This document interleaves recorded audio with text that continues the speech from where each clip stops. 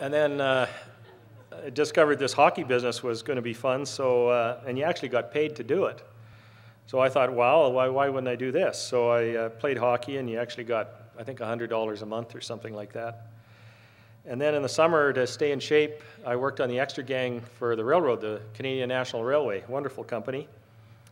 10 hours a day, pounding spikes in the sun, and boy, did you stay in shape. But every morning, we finally smartened up near the end of the summer and started putting a six-pack in the slough, so that after work you could enjoy that and satisfy your thirst. And they gave you free food. So we were fed there, and boy, did we eat. And I worked at a dairy on Saturday, usually, and unloaded dairy tins, those big milk cans, and then they said they would pay me even more money to crawl inside these big vats and clean them. So I did that too, and made pretty good money there. But it was really fertile ground for finding farmers that needed people to pick bales on Sunday. So I would hustle up the farmers and go out and pick their bales on Sunday. So I actually just love work, and Joanne is not particularly happy about that, but she has other things on her agenda. I started in this business in 1968 as a collector, and with industrial acceptance, and their philosophy was that before you can lend any money, you have to learn how to collect it. And you really do get an education doing that, and that was on the consumer side. So I collected sewing machine payments and guitar payments and car payments and all those good things. But I was romancing Joanne at the time, so I would take her on these calls. And she spent a lot of time in back alleys, but they were actually looking for hidden cars. And then I started doing larger ticket leasing, and I got a beautiful letter when this award was announced from Bob Coburn in Calgary, Canadian Western Transportation. I used to do his business many, many years ago in Calgary in the early 70s, and a beautiful letter, and I really appreciated that from him. I learned commercial credit. I was a branch manager from 1973 to 85, and I couldn't get a promotion out of that job, but I can say it was the best job that I've ever had in dealing with your clients, and you get to know them and get to know their businesses, and as Jack Donald said on the video, that is so important when you're lending money, because in most cases a banker has more invested in a company than the owners, because the debt's usually 3 or 4 times the equity.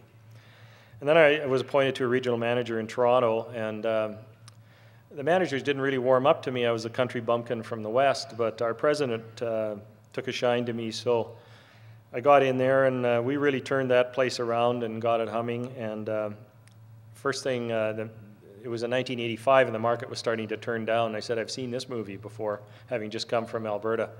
And so we got ready for the downturn, and we really weren't hit much at all.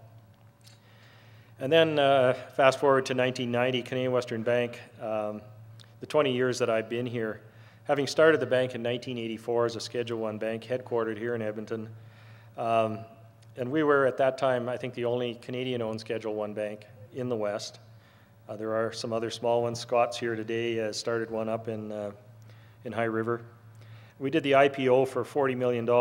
And fast forward to today, our bank has, at that time, 1990, had about $400 million in assets.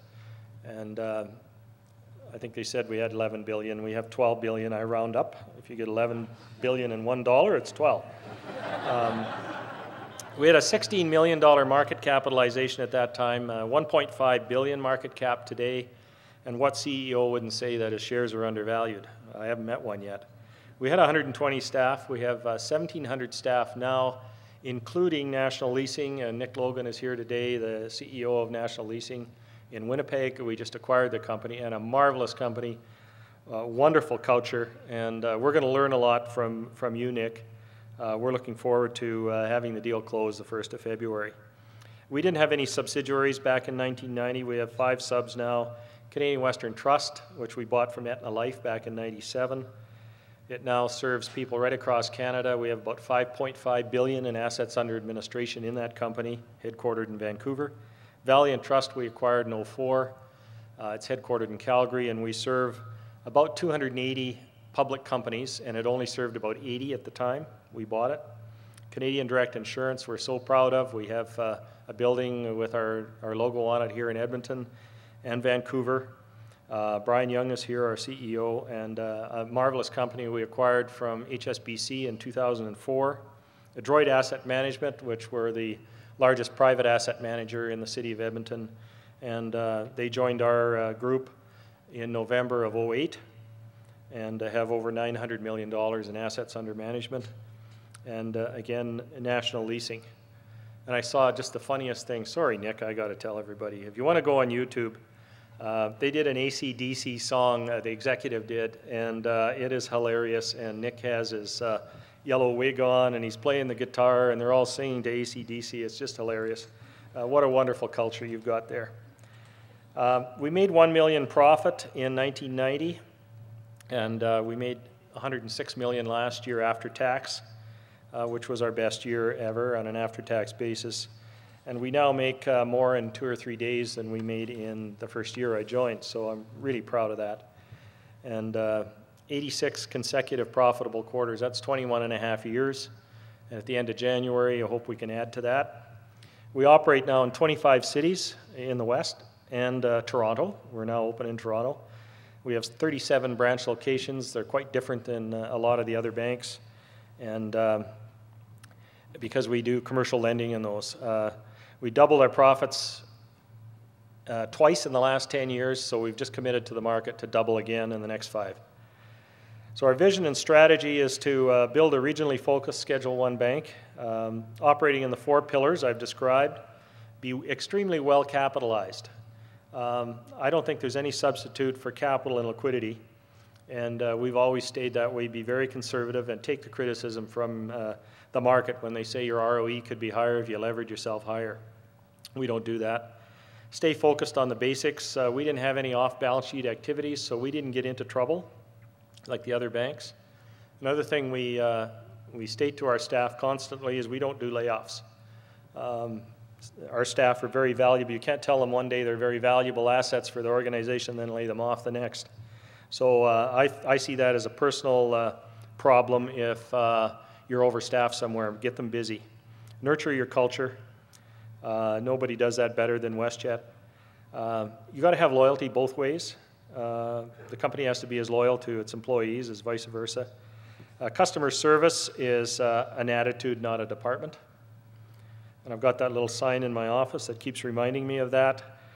Pay the top benefits. I think care for the families, an investment. It's an investment, not a cost. Build your infrastructure constantly, otherwise your overhead will eat you up. So you have to keep growing. Growth is the thing that drives the market. And support financial literacy. I think that's something that we all have to concentrate on going forward.